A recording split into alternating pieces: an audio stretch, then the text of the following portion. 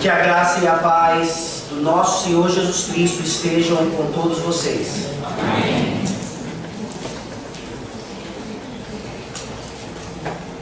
Abramos nossas Bíblias na primeira epístola de Pedro. Nós finalizamos o livro de Atos, começamos hoje uma nova série nesse livro, escrito pelo apóstolo Pedro. Já estudamos aqui algumas cartas de Paulo, o Evangelho de Lucas, mais recentemente o segundo livro de Lucas, Atos, e veremos hoje, a partir de hoje, a primeira epístola de Pedro. Na verdade, nós teremos um sermão a respeito do autor da epístola, o próprio Pedro. 1 Pedro, capítulo 1, lerei dos versículos 1 a 12. Essa é a palavra da salvação.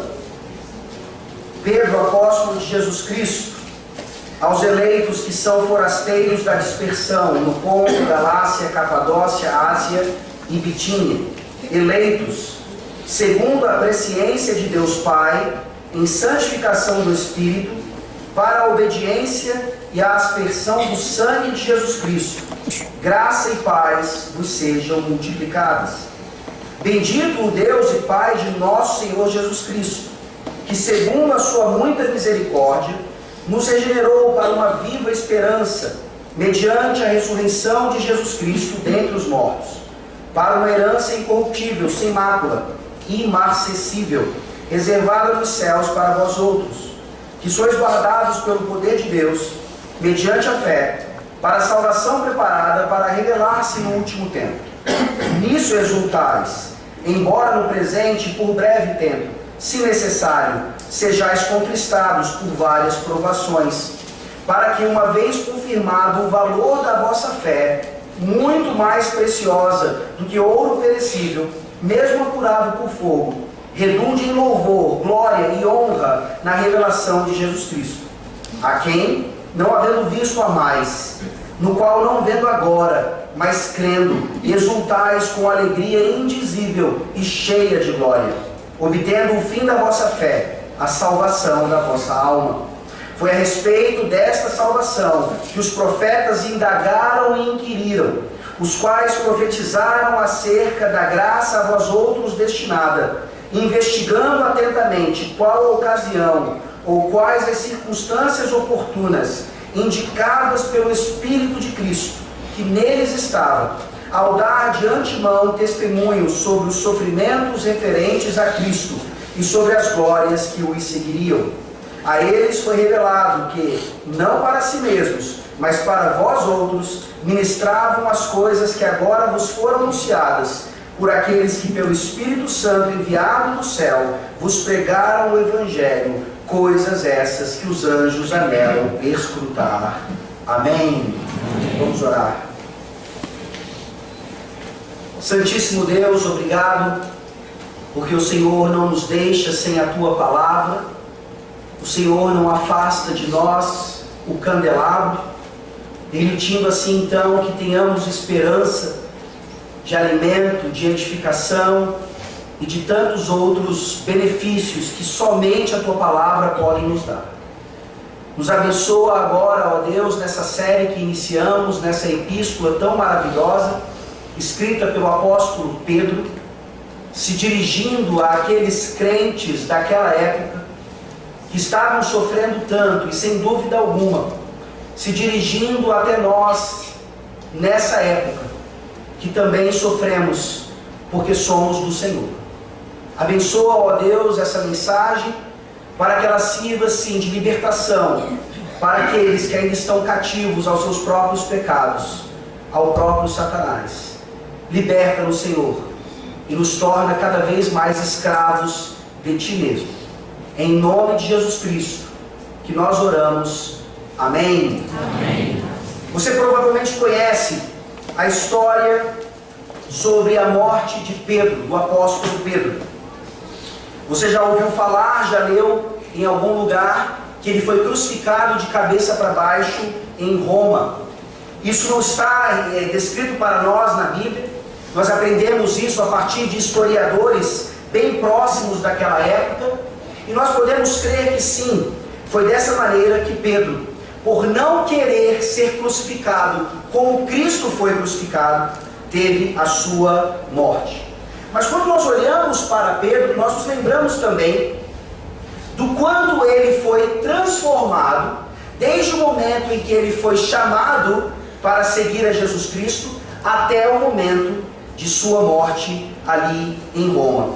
E é exatamente esse contexto que nós veremos nessa noite, para entender então como um apóstolo tão empolgado como ele era, nos deixou essa primeira epístola e também a segunda epístola para o nosso benefício.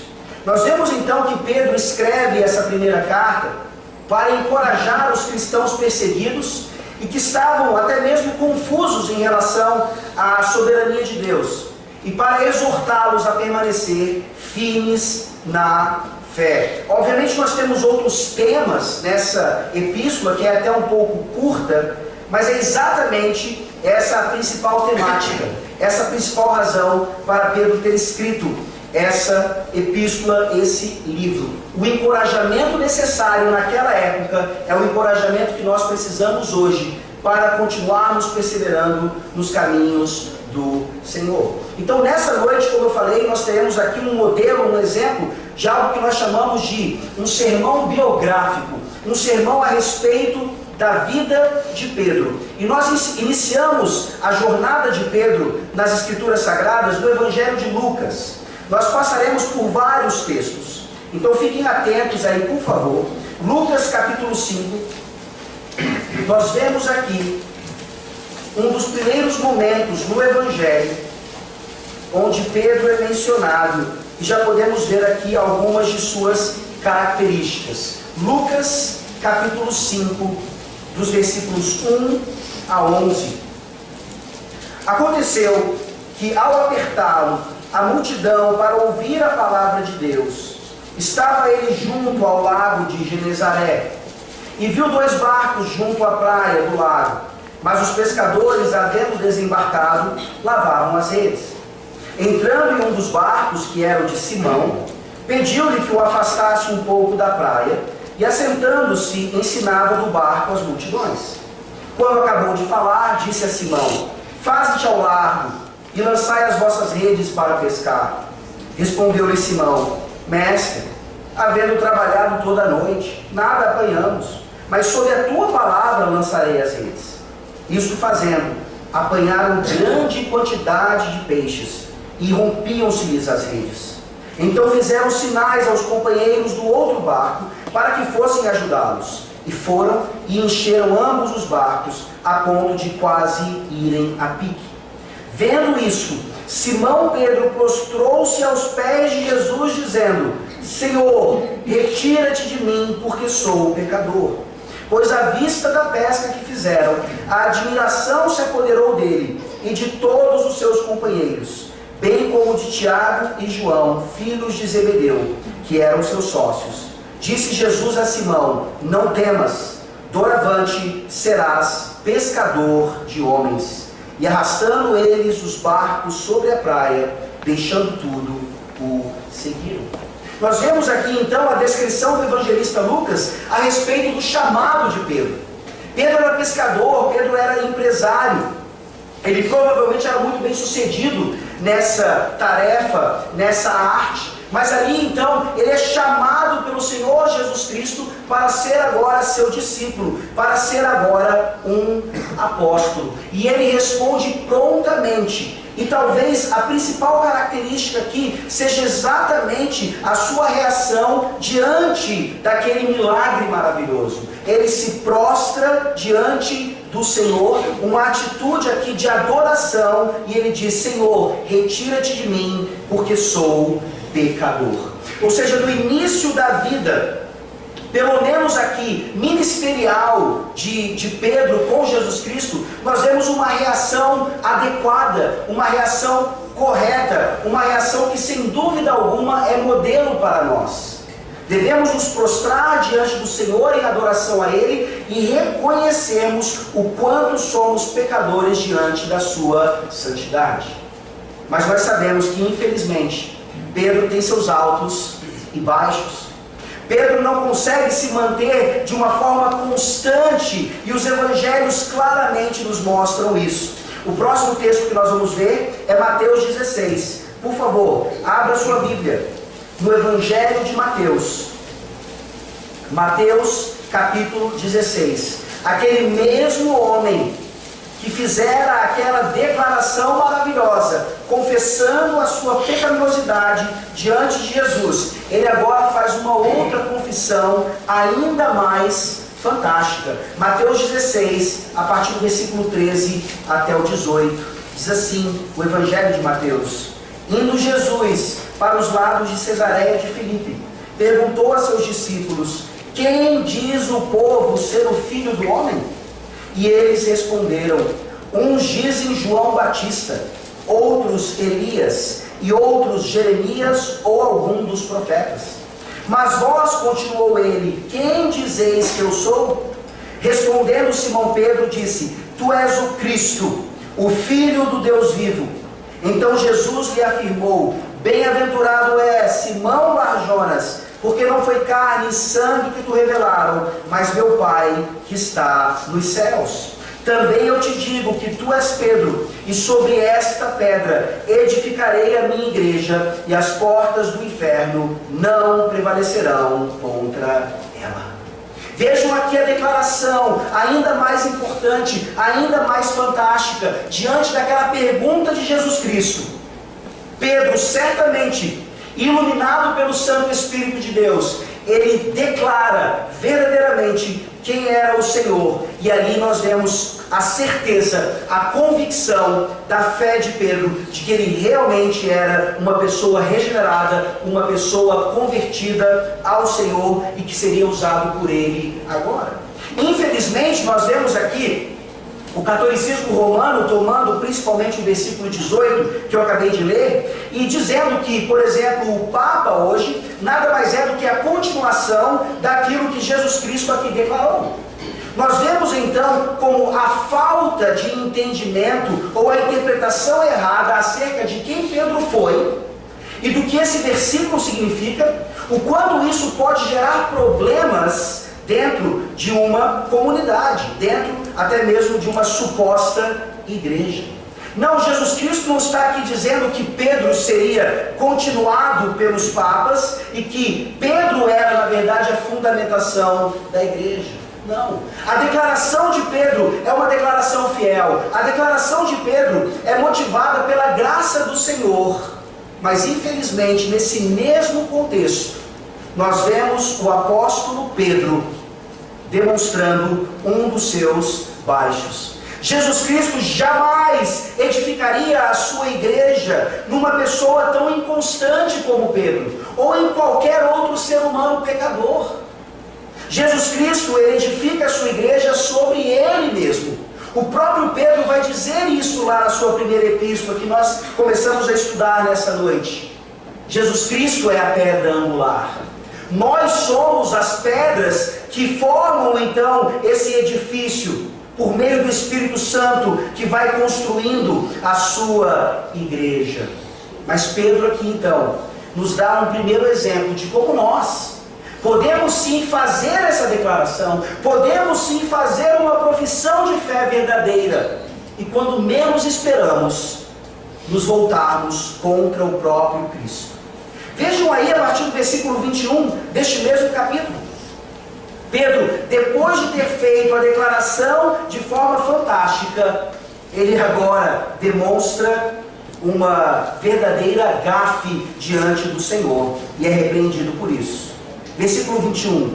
Desde esse tempo, começou Jesus Cristo a mostrar a seus discípulos que lhe era necessário seguir para Jerusalém e sofrer muitas coisas dos anciãos, dos principais sacerdotes e dos escribas, ser morto e ressuscitado no terceiro dia. E Pedro, chamando-o à parte, começou a reprová-lo, dizendo: tem compaixão de ti, Senhor, isso de modo algum te acontecerá. Mas Jesus, voltando-se, disse a Pedro: arreda, Satanás, tu és para mim pedra de tropeço, porque não cogitas das coisas de Deus, e sim das coisas dos homens. O mesmo contexto mostra para nós que, evidentemente, a igreja do Senhor Jesus Cristo não podia ser edificada sobre uma pessoa como essa.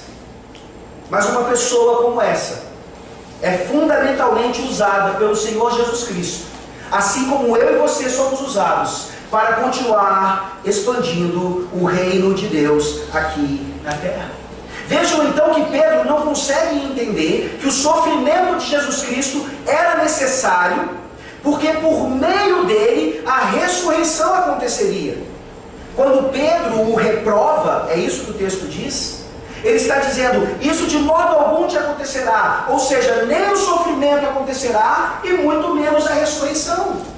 Pedro estava aqui jogando fora a sua própria esperança, que era a ressurreição de Jesus Cristo lá na frente. Por isso a repreensão tão grave. Por isso a repreensão de Jesus Cristo para nós hoje. Que não podemos parar a nossa caminhada cristã numa profissão de fé feita há anos atrás, há algum tempo atrás. É uma vida cristã que continua, que deve continuar amadurecendo e que sim, infelizmente, vai ser cheia de altos e baixos. Mas é exatamente nesse contexto que o Senhor Jesus Cristo vai nos tratando e vai nos dando oportunidades de liderança, de serviço, de agradarmos a Deus por meio da realização da sua vontade. Ou seja, é esse homem que nós temos diante de nós. E agora nós caminhamos para um outro texto, dessa vez no Evangelho de João. O Evangelho de João, que é um pouco distinto dos outros evangelhos, por isso ele não é considerado um evangelho sinótico. Ele não tem a mesma ótica, a mesma perspectiva que Mateus, Marcos e Lucas, mas ele é um evangelho. E aqui nós temos então, em João capítulo 6, um evento que só é descrito nesse evangelho.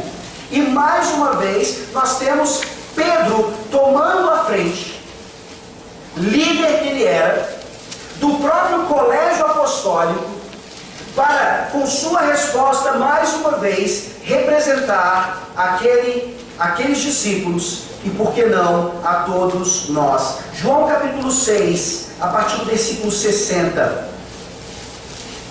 João 6, 60. Muitos dos seus discípulos, tendo ouvido tais palavras, disseram: duro é este discurso, quem o pode ouvir? Mas Jesus, sabendo por si mesmo que eles murmuravam a respeito de suas palavras, interpelou-os: isto vos escandaliza? Que será, pois, se virdes o Filho do Homem subir para o lugar onde primeiro estava? O Espírito é o que vivifica, a carne para nada aproveita. As palavras que eu vos tenho dito são Espírito e são vida. Contudo, há descrentes entre vós, pois Jesus sabia desde o princípio quais eram os que não criam e quem o havia de trair. E prosseguiu: por causa disto é que vos tenho dito, ninguém poderá vir a mim, se pelo Pai não lhe for concedido.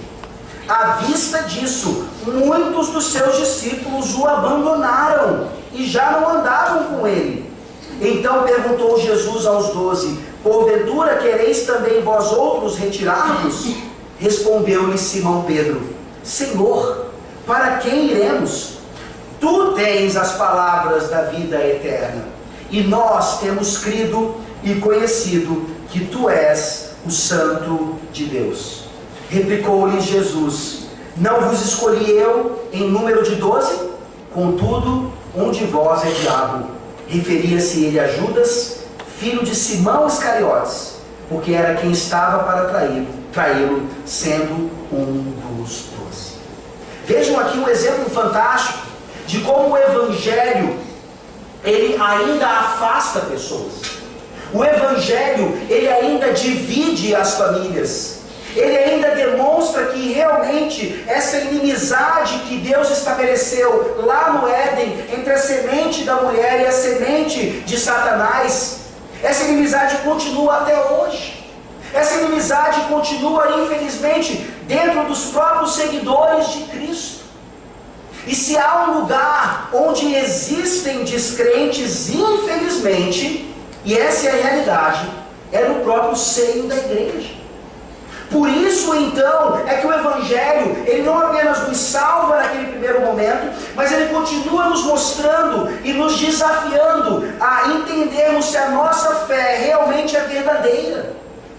Se nós ouvimos a palavra do Senhor com um coração cujo terreno é fértil, ou se o nosso coração é como aquele terreno que até recebe a palavra, mas logo ela morre por causa das dificuldades da vida, ou um terreno que nem sequer recebe a palavra de modo algum. Jesus Cristo aqui sabia que no meio deles, ele disse isso, havia descrentes. Estavam seguindo a Jesus Cristo, estavam ali sendo abençoados por Jesus Cristo, mas abandonaram a Cristo, abandonaram os 12, porque não aguentaram ouvir a verdade do Evangelho, as exigências do Evangelho. Duro é esse discurso, eles disseram. E Jesus Cristo então nos mostra o que significa tratar dessas pessoas que o abandonam. Jesus não vai atrás deles, pelo contrário, ele lança um desafio ainda maior, dizendo: vocês também querem ir embora? Vocês estão ouvindo o Evangelho, pessoas estão reagindo dessa maneira, qual é a resposta de vocês? E Pedro aqui então traz uma resposta fantástica: Senhor, para quem iremos? Tu tens as palavras da vida. E percebam então que nesses textos, principalmente o de agora e os outros mais à frente, Jesus já começa a fazer um contraste entre Pedro e Judas. Judas aqui, o representante maior daqueles que estão no meio do povo de Deus, mas que não são de fato do povo de Deus. E Pedro representando aqueles que estão no meio do povo de Deus. E por mais que tenham seus altos e baixos, são aqueles que sabem que no fim, somente o Senhor Jesus Cristo tem as palavras de vida eterna. Que a nossa esperança não pode estar em nenhum outro, senão Ele. E é exatamente esse Pedro muito afoito, esse Pedro intempestivo, esse Pedro que falava demais, ou era precipitado, que nós vemos agindo aqui agora em João capítulo 13, por favor, no mesmo Evangelho, João capítulo 13.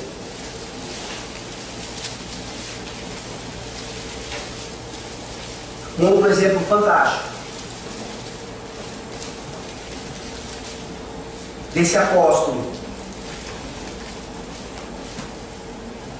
que era exortado por Jesus Cristo diversas vezes, exatamente por falar demais ou falar de forma precipitada. João capítulo 13, versículos 1 a 11. Ora, antes da festa da Páscoa, sabendo Jesus que era chegada a sua hora de passar deste mundo para o Pai, tendo amado os seus que estavam no mundo, amou-os até o fim.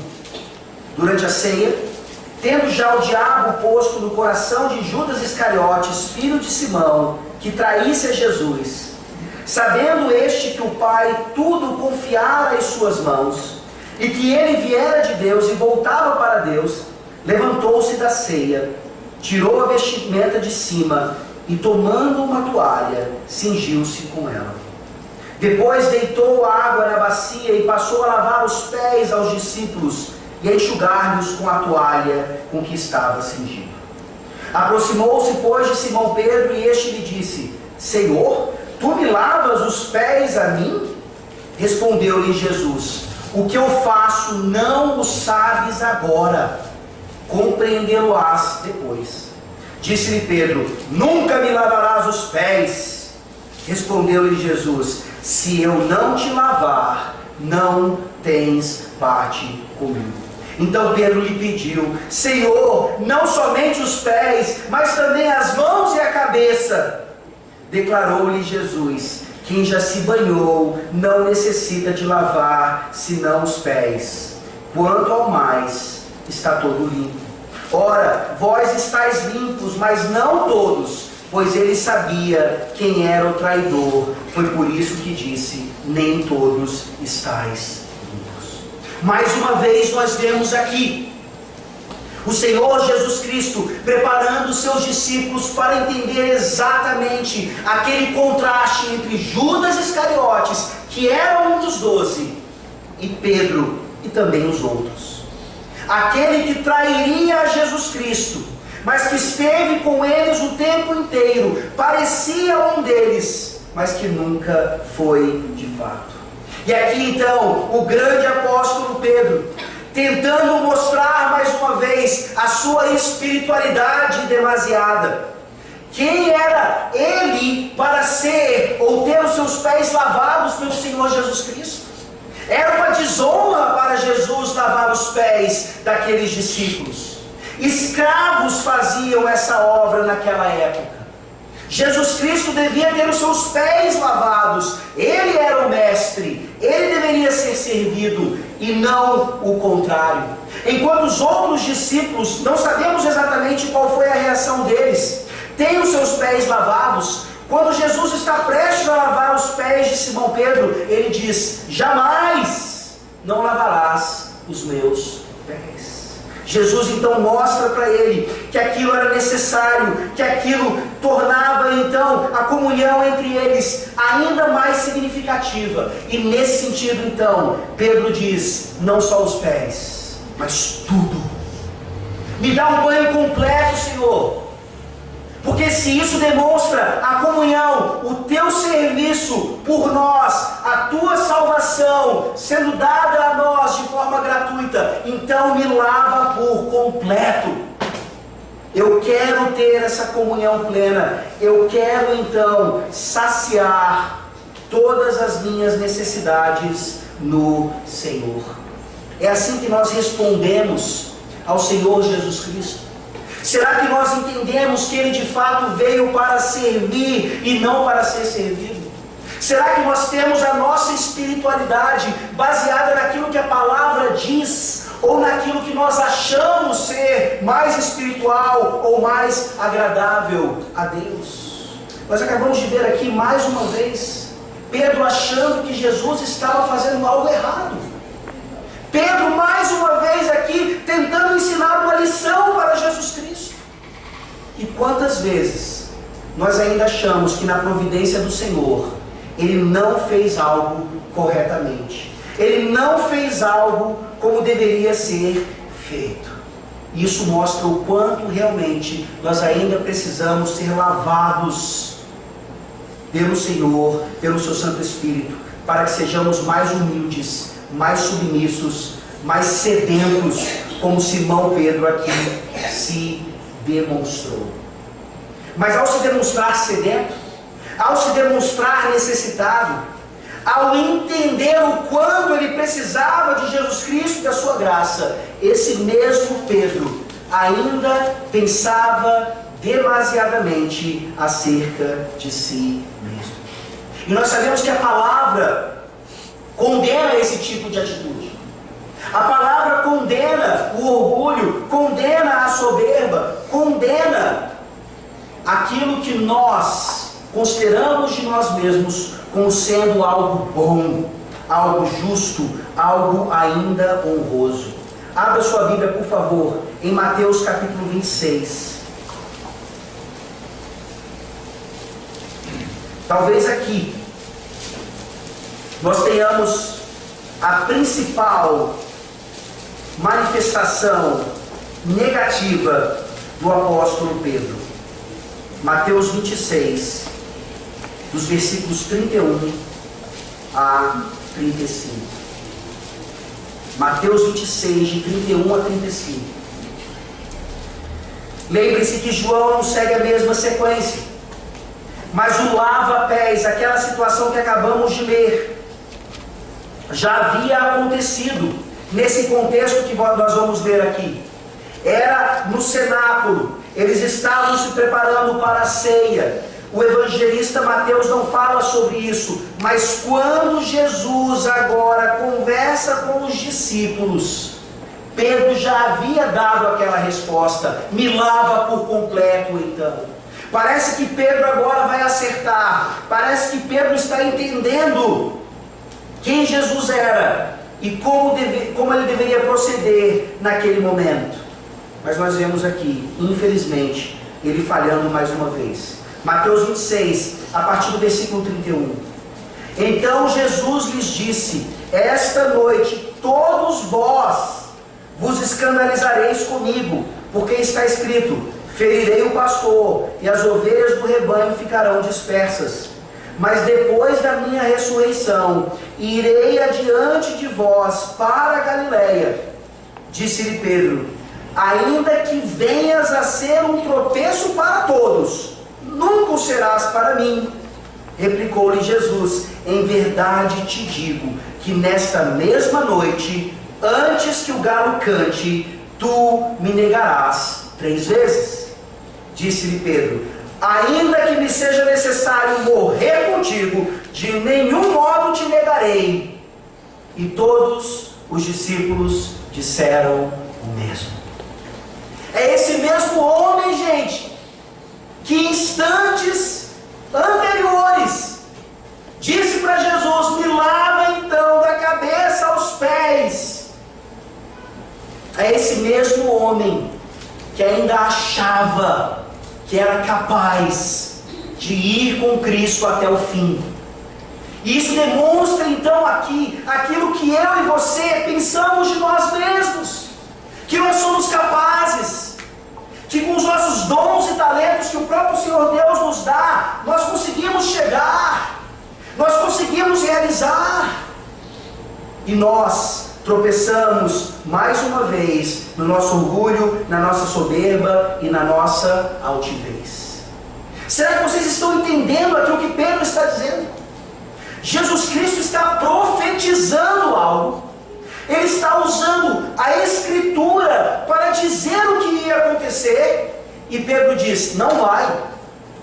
Pode acontecer com os outros. O Senhor pode estar certo em relação aos outros 11, mas não em relação a mim. E o pior de tudo é que aqui nós vemos Pedro sendo um exemplo e modelo para os outros. Ele fala: eu não te negarei, eu vou até a morte. E todos os discípulos disseram o mesmo. Nós sabemos o restante da história. E é exatamente para lá que nós vamos. Ainda em Mateus capítulo 26, a partir agora do versículo 69, a profecia de Jesus se cumpre cabalmente. Uma profecia que não demorou muito para acontecer. Uma profecia que acontece instantes após Pedro ter tomado um banho completo, demonstrado o quanto ele precisava de Cristo, e ao mesmo tempo, o quanto ele ainda se achava independente do Senhor e da sua vontade. Mateus capítulo 26, versículos 69 a 75. Ora, estava Pedro assentado fora no pátio, e aproximando-se uma criada lhe disse: também tu estavas com Jesus o Galileu. Ele, porém, o negou diante de todos, dizendo: não sei o que dizes. E saindo para o alpendre, foi ele visto por outra criada, a qual disse aos que ali estavam: este também estava com Jesus, o Nazareno. E ele negou outra vez, com juramento: não conheço tal homem. Logo depois, aproximando-se os que ali estavam, disseram a Pedro: verdadeiramente és também um deles, porque o teu modo de falar o denuncia. Então começou ele a praguejar e a jurar: não conheço esse homem. E imediatamente cantou o galo. Então Pedro se lembrou da palavra que Jesus lhe dissera: antes que o galo cante, tu me negarás 3 vezes. E saindo dali, chorou amargamente. As palavras que Jesus dissera momentos antes se cumprem aqui cabalmente. E para uma pessoa como Pedro, era exatamente isso que precisava acontecer. E infelizmente é isso que precisa acontecer conosco. Nós ouvimos a palavra do Senhor, nós ouvimos as suas admoestações, nós ouvimos as suas repreensões, mas nós somos teimosos e nós não obedecemos. Nós somos teimosos e corremos o risco. Nós somos teimosos e confiamos em nós mesmos. Comigo não acontece, a minha espiritualidade é superior. E quando nós menos esperamos, graças a Deus, nós estamos chorando amargamente, porque não demos ouvidos ao nosso Deus. Não demos ouvidos à sabedoria de Jesus Cristo.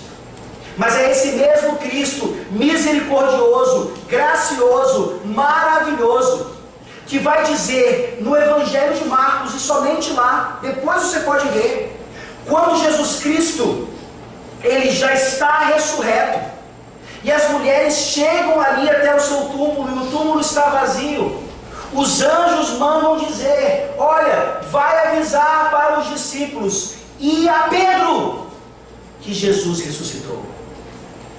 Os anjos ali dão o recado de Jesus Cristo e fazem questão de identificar Pedro como um receptor talvez principal. Aquele que havia negado, aquele que havia traído, aquele que recebera exatamente o que o Senhor havia profetizado. Mas o Senhor Jesus Cristo orou por ele. O Senhor Jesus Cristo orou pelos discípulos. Eles poderiam até chorar amargamente como Pedro chorou, mas eles não seriam lançados fora. E aqui nós vemos a diferença então entre Pedro e Judas. O contraste já está sendo feito, mas o contraste principal é exatamente esse.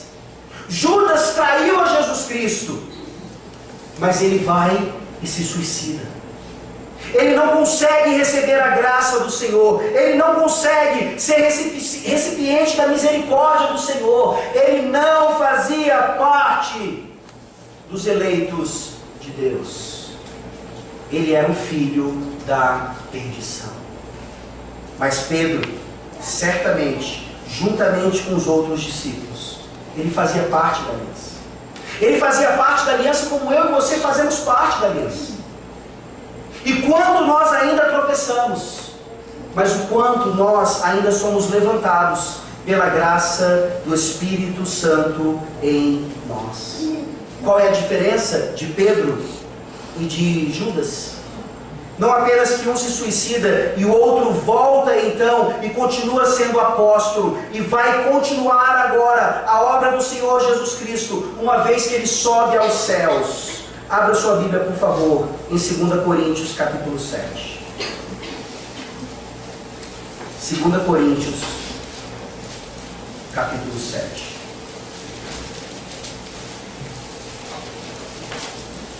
Aqui é o apóstolo Paulo escrevendo essa epístola, mas podia muito bem ser o apóstolo Pedro. Ele foi exatamente aquele que experimentou o que está sendo descrito aqui pelo apóstolo Paulo. 2 Coríntios capítulo 7, versículos 9 a 10. Paulo diz: agora me alegro, não porque fostes contristados, mas porque fostes contristados para arrependimento. Pois fostes contristados segundo Deus, para que de nossa parte nenhum dano sofresses. Porque a tristeza segundo Deus produz arrependimento para a salvação, que a ninguém traz pesar, mas a tristeza do mundo produz morte. Judas ficou triste. Judas quis devolver o dinheiro. Judas entendeu o que havia acontecido, mas o máximo que Judas pôde experimentar foi o que nós chamamos hoje de remorso. E isso não é suficiente para você nessa noite. O que você precisa é de arrependimento verdadeiro. O que você precisa é dessa tristeza em Deus, que gera vida. Um arrependimento para a vida, um arrependimento que nos ensina que por mais que nós caiamos, por mais que nós tropecemos, a nossa vida, a nossa salvação está garantida em Cristo Jesus. É por isso que eu não preciso desistir. É por isso que você não precisa desistir. É por isso que nós não nos contentamos com a nossa falta de santidade. Pelo contrário, buscamos ainda mais, em gratidão a Deus, sermos ainda mais santos. É exatamente isso que é demonstrado na vida de Pedro mais uma vez. Abra sua Bíblia agora no Evangelho de João, no capítulo 21. João, capítulo 21. Jesus Cristo havia morrido. Os apóstolos já haviam recebido a visitação de Jesus Cristo ressurreto. Mas impressionantemente, eles ainda estão desesperançosos. A ficha ainda não havia caído. Da mesma maneira que Jesus Cristo falou lá atrás, que ele teria que sofrer em Jerusalém, morrer em Jerusalém, mas que ele ressuscitaria. O entendimento daquelas palavras não aconteceu lá atrás e ainda não havia acontecido por completo agora. É por isso que nós lemos em João capítulo 21, a partir do versículo 1 até o versículo 17. Depois disso, tornou Jesus a manifestar-se aos discípulos junto ao mar de Tiberíades. E foi assim que ele se manifestou. Estavam juntos Simão Pedro, Tomé, chamado Dídimo, Natanael, que era de Caná da Galileia, os filhos de Zebedeu e mais 2 dos seus discípulos. Disse-lhe Simão Pedro: vou pescar. Disseram-lhe os outros: também nós vamos contigo. Saíram e entraram no barco, e naquela noite nada apanharam. Mas ao clarear da madrugada, estava Jesus na praia. Todavia, os discípulos não reconheceram que era ele. Perguntou-lhe Jesus: filhos, tendes aí alguma coisa de comer? Responderam-lhe: não. Então lhes disse: lançai a rede à direita do barco, e achareis. Assim fizeram. E já não podiam puxar a rede, tão grande era a quantidade de peixes. Aquele discípulo a quem Jesus amava disse a Pedro: é o Senhor! Simão Pedro, ouvindo que era o Senhor, cingiu-se com a sua veste, porque se havia despido, e lançou-se ao mar. Mas os outros discípulos vieram no barquinho, puxando a rede com os peixes, porque não estavam distantes da terra, senão quase 200 côvados. Ao saltarem em terra, viram ali umas brasas, e em cima peixes, e havia também pão. Disse-lhe Jesus: trazei alguns dos peixes que acabaste de apanhar. Simão Pedro entrou no barco e arrastou a rede para a terra, cheia de 153 grandes peixes, e não obstante serem tantos, a rede não se rompeu. Disse-lhe Jesus: vinde e comei. Nenhum dos discípulos ousava perguntar-lhe: quem és tu? Porque sabiam que era o Senhor. Veio Jesus, tomou o pão e lhes deu, e de igual modo o peixe. E já era a terceira vez que Jesus se manifestava aos discípulos, depois de ressuscitado dentre os mortos. Quantas vezes nós já ouvimos falar da ressurreição de Jesus Cristo? Quantas vezes nós já ouvimos falar dessa vitória maravilhosa que ele conquistou ali, depois de permanecer morto por 3 dias? E quantas vezes nós precisamos ouvir ainda essa mensagem para nos encorajarmos? Porque as dificuldades da vida nos trazem desesperança. Porque nós preferimos andar por vista e não por fé. Nós preferimos ainda confiar em nós mesmos e diante das circunstâncias negativas dizermos como Pedro: vou pescar, nada mais importa, a única coisa que importa é continuar sobrevivendo e nada mais. Jesus Cristo se manifestou a eles diversas vezes e eles ainda estavam sem esperança.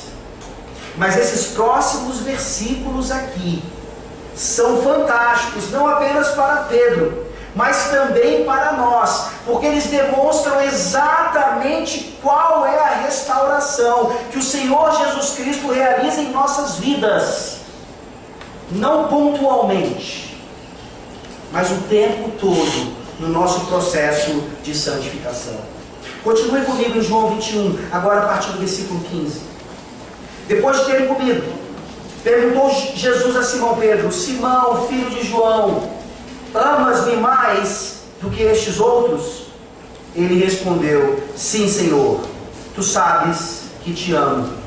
Ele lhe disse: apacenta os meus cordeiros. Tornou a perguntar-lhe pela segunda vez: Simão, filho de João, tu me amas? Ele lhe respondeu: sim, Senhor, tu sabes que te amo. Disse-lhe Jesus: pastoreia as minhas ovelhas. Pela terceira vez Jesus lhe perguntou: Simão, filho de João, tu me amas? Pedro entristeceu-se por ele ter dito pela terceira vez: tu me amas? E respondeu-lhe: Senhor, tu sabes todas as coisas, tu sabes que eu te amo. Jesus lhe disse: apacenta as minhas ovelhas. Será que nós trataríamos Pedro com a mesma graça? Será que nós trataríamos Pedro com a mesma misericórdia? Será que nós estamos prontos para receber aqueles que infelizmente continuam tropeçando pelo caminho? Será que nós entendemos que nós precisamos ser recebidos também, mesmo diante de tantas falhas e tantas transgressões? Mais uma vez, meus irmãos, esses erros todos, essas situações todas, não são para justificar os nossos erros, não são para nós sairmos por aí dizendo errar é humano e eu vou continuar errando e assim por diante. É para nós olharmos exatamente para a graça do Senhor Jesus Cristo em continuar nos recebendo como seus servos, em continuar insistindo em nos usar para a sua obra. E aqui é fantástico então, porque infelizmente no português nós perdemos o trocadilho que o Senhor Jesus Cristo faz no grego.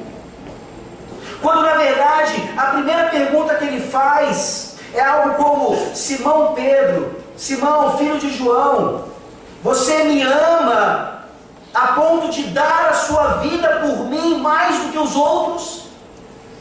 Ele usa a palavra aqui, ágape, do verbo agapau, que é a mesma palavra usada por Paulo lá em 1 Coríntios 13, daquela descrição maravilhosa do amor. O amor não age em ciúmes, o amor é perfeito. Toda aquela descrição mostra exatamente esse amor incondicional, esse amor que realmente Deus tem por nós e que nos leva então a amá-lo de volta, a ponto de entregarmos a nossa vida por Ele. Por que Jesus começa dessa maneira? Porque Ele está tratando esse Pedro que havia dito lá atrás: eu vou com o Senhor até a morte, os outros podem não ir, mas eu vou. E Jesus aqui então pergunta para ele, não para testá-lo apenas, não para jogar na sua cara, não para provocá-lo, mas para que ele entendesse quem ele era. Pedro, você me ama incondicionalmente, mais do que estes outros? E a resposta de Pedro é fantástica. Ele diz: sim, Senhor, tu sabes que eu te amo. Pedro é incapaz de usar a mesma palavra amor que Jesus usou. Ele responde, num certo sentido: sim, Senhor, tu sabes que eu apenas tenho apreço por ti. Tu sabes que eu não te amo incondicionalmente. Isso ficou comprovado. Eu disse que eu ia morrer e acabei negando 3 vezes. antes que o galo cantasse: eu tenho apreço por ti apenas. Pedro começa a reconhecer aqui quem ele era. Pedro começa aqui o processo verdadeiro de quebrantamento. Pedro começa aqui a entender realmente que ele não precisava apenas ser lavado por completo por Jesus Cristo, mas que ele dependia totalmente dele. E é esse tipo de pessoa que Jesus Cristo diz: apacenta os meus cordeiros. Jesus, então, no versículo 16, pergunta mais uma vez: Simão, filho de João, tu me amas incondicionalmente? Jesus quer ouvir isso mesmo. Jesus quer ter a certeza que Pedro entendia. E a resposta de Pedro permanece a mesma: sim, Senhor, tu sabes que eu apenas tenho apreço por ti. Eu tenho afeição por ti, mas eu não te amo com esse amor que o Senhor deseja, que o Senhor requer. E Jesus diz mais uma vez: pastorei as minhas ovelhas. Pela terceira vez, e aqui é onde nós perdemos principalmente a tradução, Jesus diz no versículo 17: Simão, filho de João, tu apenas tem apreço por mim? Ele perguntou as duas primeiras vezes com o verbo agapao. Agora Jesus usa o mesmo verbo que Simão usou o tempo todo. Você apenas tem apreço por mim? Você me ama apenas nesse nível, Pedro? E ele responde: sim, Senhor, tu sabes todas as coisas, tu sabes que eu te amo só nesse nível. É interessante porque nós achamos que Pedro ficou triste porque Jesus perguntou para ele 3 vezes. E a gente sempre aprendeu que porque Pedro negou 3 vezes, Jesus pergunta 3 vezes. Não é isso. A tristeza de Pedro é porque Jesus Cristo muda a sua pergunta na terceira vez. Você apenas tem apreço por mim, Pedro? Apenas isso? É isso mesmo? E Pedro diz: é isso mesmo. Eu sou covarde, eu não consigo morrer pelo Senhor. Na hora H eu fujo. Eu apenas tenho apreço por ti. E Jesus diz: apacenta as minhas ovelhas. Isso é quebrantamento. Isso é o que eu e você precisamos para realmente entendermos o que é morrermos para nós mesmos e vivermos para Jesus Cristo. O que Paulo diz: já não sou mais eu quem vivo, mas é Cristo quem vive em mim. E é isso que nós vamos ver ao longo da epístola de 1 Pedro. Esse homem que está escrevendo por experiência, é esse homem que está escrevendo não apenas por revelação teológica do Espírito Santo, mas porque ele experimentou aquilo que ele passa agora aos forasteiros, aos eleitos, aos que estão na dispersão. E esses somos eu e você. Quando a gente continua o texto, impressionantemente, nós vemos Jesus dizendo então nos versículos 18 e 19: agora sim, Pedro, agora sim, você não vai apenas pastorear as minhas ovelhas, não vai apenas apacentar o meu rebanho, mas você vai morrer por mim. Você vai ter esse privilégio. Aquilo que você achava que conseguia fazer pelas próprias forças, agora eu vou fazer você morrer de cabeça para baixo numa cruz, para que a posteridade do cristianismo entenda o que significa ser cristão de fato, num mundo caído, vivendo como estrangeiros e peregrinos sobre a terra.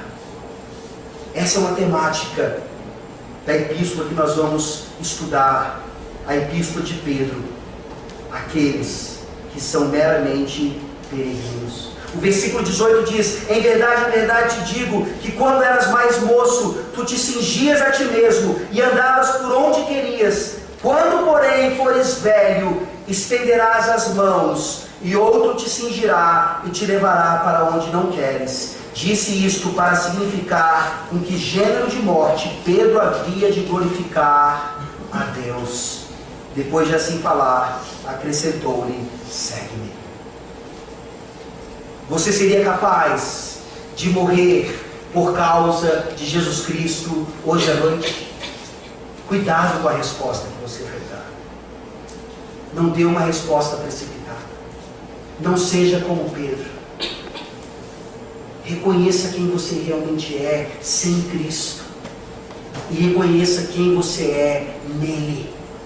E o quanto você pode ser usado por Ele a partir desse quebrantamento verdadeiro. Não sei se vocês perceberam, mas quando nós começamos lá em Lucas capítulo 5, parece que a cena é a mesma. Jesus Cristo está mandando que os pescadores lancem a rede ao mar, e a pescaria é maravilhosa.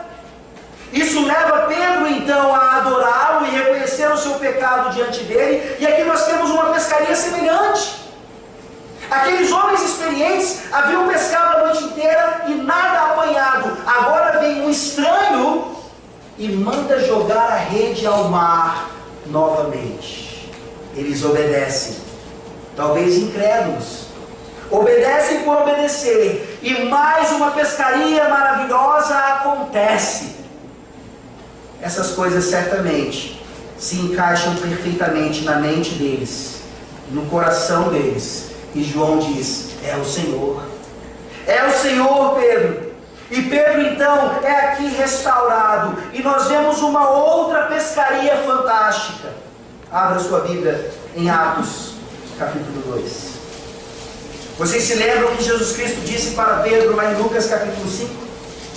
Doravante, você será pescador de homens. E em Atos capítulo 2, versículos 37 a 41, nós temos uma pescaria ainda mais maravilhosa.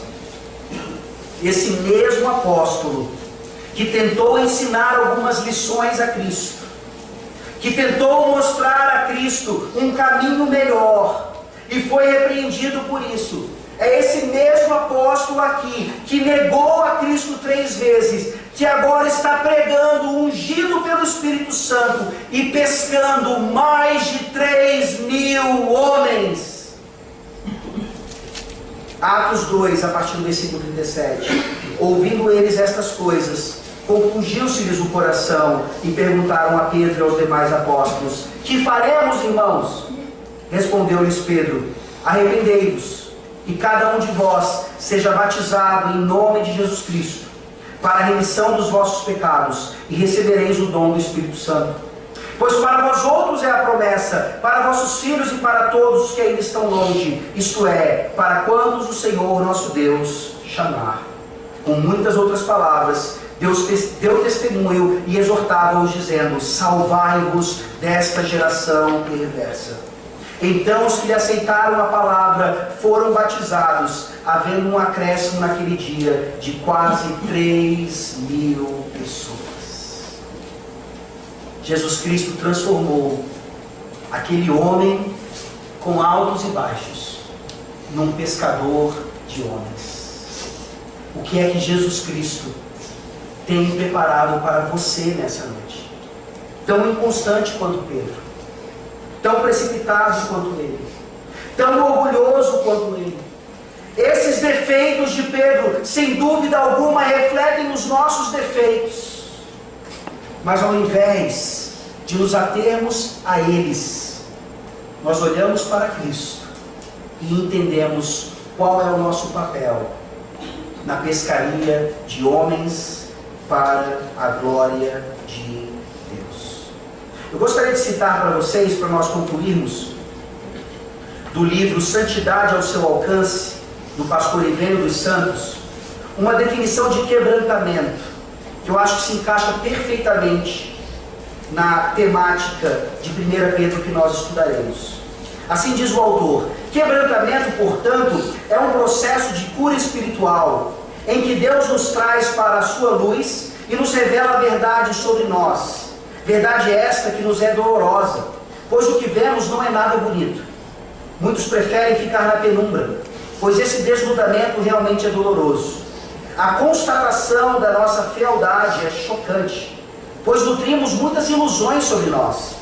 A afirmação de Paulo, em mim, isto é, a minha carne não habita bem nenhum, é conhecida da grande maioria dos cristãos. No entanto, ou não entendemos o que ele está afirmando, ou não cremos na sua afirmação, pois pensamos que somos boas pessoas. Deus nos coloca em provações, não para nos ver sofrer, mas para nos lapidar e nos conscientizar de nossa total dependência dele. Se você hoje é capaz de dizer que você não morreria por causa de Cristo, tenha esperança, porque talvez um dia ele faça você morrer por ele, por causa do Evangelho, para a glória de Deus Pai. Morramos para nós mesmos e vivamos para Cristo. Vamos orar. Senhor Deus Todo-Poderoso, obrigado pela revelação que o Senhor nos traz na vida de Pedro, na vida de tantos outros que eram humanos como nós e que foram usados por Ti mesmo assim. Ó Deus, nessa noite confronta os nossos corações, nos mostra quem nós realmente somos, nos desnuda diante da Tua santidade, para que por mais que isso doa, por mais que precisemos confessar algumas coisas que nunca confessamos antes, o Senhor assim nos ajude a termos o privilégio de talvez ainda na nossa geração morrermos por causa do Evangelho e de Jesus Cristo. Que nessa noite, ó Deus, muitos possam ouvir o Evangelho e se converter ao Senhor, se arrependendo dos seus pecados e assim obter a vida eterna. Tende misericórdia de nós. Em nome de Jesus. Amém.